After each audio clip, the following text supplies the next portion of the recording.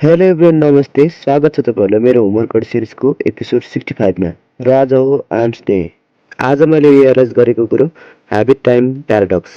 यो भनेको चाहिँ के हो भन्दा कहिलेकाहीँ हामीले कुनै काम एउटा फिक्स टाइममा गरिरहेको हुन्छौँ र त्यो काम कुनै कारणवश अर्को टाइममा सिफ्ट भयो भने भोलिपल्टदेखि त्यो काम पहिलेको टाइम भन्दा पनि त्यो सिफ्ट भएको टाइममा चाहिँ गर्ने सम्भावना बढी हुन्छ।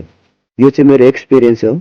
जस्तै उदाहरणको लागि मैले अस्ति जहिले पनि उज्यालोमै वर्कआउट गर्थेँ र अस्ति कारणवश दिउँसो बिजी भएर मैले वर्कआउटलाई बेलुका राति गरेको थिएँ। त्यस पछाडि के गर्दा गर्दा वर्कआउट गर्ने टाइम जहिले पनि बेलुकै हुन थालेको छ। खैर केही छैन, जहिले भए पनि मैले वर्कआउट रुटिन चाहिँ पुरा गरिरहेको छु। आज बिहानको काम भनेको नि सधैँको जस्तै घाँस ल्याउने नै हो। त्यस पछाडि दिउँसो चाहिँ आज पनि माथिल्लो घरको अलैँची फाड्ने खेताला नै गएँ र खेतालाबाट फर्केपछि खाना खाएर वर्कआउट चाहिँ बेलुका आज पूर्णिमाको जुन हेर्दै मस्तसँगले भयो। बाइसेप्सको लागि डम्बल कर्लको 3 सेट र ट्राइसेप्सको लागि ओभरहेड एक्सटेन्सनको 3 सेट, त्यसपछि बाइसेप्सको लागि ह्यामर कर्लको 3 सेट र ट्राइसेप्सको लागि किक्स ब्याकको 3 सेट गर्दै आजको वर्कआउट सकाएँ।